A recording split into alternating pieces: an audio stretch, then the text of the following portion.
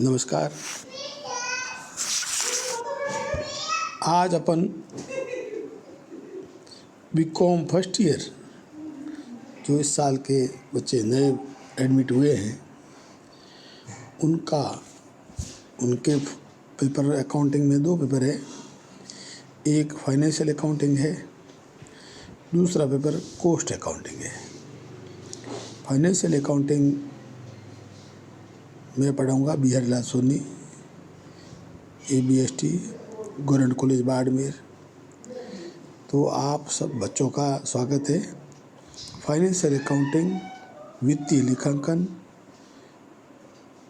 जिसकी बुक बाज़ार में भी आ गई है, एक अजमेरा बुक कंपनी की भी है, एक रमेश बुक डिपो RBD की भी है और दूसरे पब्लिशर भी है जो सिलेबस कवर करती हो, नई हो वो किताब लेनी। पहला पेपर जो फाइनेंशियल अकाउंटिंग है ये 100 नंबर का है। दूसरा पेपर कॉस्ट अकाउंटिंग होगा, वो भी 100 नंबर का होगा। दोनों मिला के पास होना होता है। दोनों विषय एक ही है, अकाउंटिंग के 2 भाग किए हुए हैं।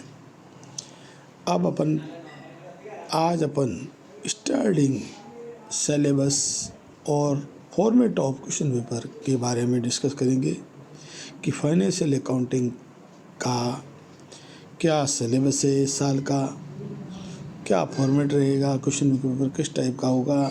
फिर कोई यूनिवर्सिटी चेंज करती हो वो अलग बात है, कम ज़्यादा करे या पेपर में पैटर्न में चेंज कर दे, समय कम कर दे, वो अलग बात है। अभी फ़िलहाल जितना साइट पे दिया हुआ है वो हम बता रहे हैं। फाइनेंशियल अकाउंटिंग 5 यूनिटों में बटी हुई है। पहली यूनिट में meaning and scope of accounting, और इसमें need, development, definition, object of accounting, principle of concept, introduction of international reporting standard and Indian accounting standard IFRS और इंडियस, डेप्रिसिएशन, प्रोविजन रिजर्व और सेक्शनल और सेल्फ बैलेंसिंग सिस्टम। ये पहली unit है। दूसरी unit में इसका पहली यूनिट में कुछ भाग आपने 11th-12th में पढ़ा होगा। ये अकाउंटिंग का स्टार्टिंग भाग है, ये आपके 11th-12th में है। प्रिंसिपल है, कॉन्सेप्ट है, अकाउंटिंग अर्थ है, ये 11th-12th में है। तो ये वहाँ से सेक्शनल बैलेंसिंग नया है, डेप्रिसिएशन वाला पार्ट पढ़ा हुआ का, प्रोविज़न भी आपके सुने हैं। तो पहली यूनिट लगभग पिछले क्लासों में का रिवीजन समझ लो। दूसरा भाग अकाउंट्स फॉर इनकम्प्लीट रिकॉर्ड, अपूर्ण लेखे, और accounting for non profit making organisation, receipt and payment account, preparation of income and expenditure account और बैलेंस शीट और डिपार्टमेंटल अकाउंट, ये सेकेंड यूनिट है। थर्ड यूनिट में इंश्योरेंस क्लेम है और ब्रांच अकाउंटिंग है। इंश्योरेंस क्लेम में loss of livestock, royalty भी है, लीज अकाउंटिंग भी है, ब्रांच अकाउंटिंग है, excluding foreign branch, and foreign branch उसमें नहीं है। फिर है फोर्थ यूनिट आपकी पार्टनरशिप रिलेटेड है। ये भी काफ़ी भाग 12th में आ चुका है इसका। पार्टनरशिप का advance problem of partnership related, admission partner, retirement, death, dissolution of firm, piecemeal distribution of cash, amalgamation of 2 partnership firm and convert partnership firm into company, ये पार्टनरशिप की एक यूनिट है। Fifth unit company की है। Company में issue of share, book building process, by back of share, underwriting and redemption of preference share.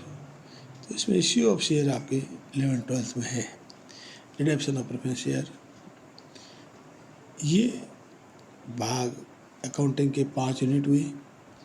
अब ये तो आपका पाठ्यक्रम हुआ, सिलेबस हुआ। अब इसका परीक्षा का परफॉर्म क्वेश्चन पेपर का फॉर्मेट क्या रहेगा वो सुन लो कि इस पेपर 3 भागों में बटा हुआ है अकॉर्डिंग टू सिलेबस। अभी तक की सूचना के अनुसार 3 भागों में बटा हुआ है।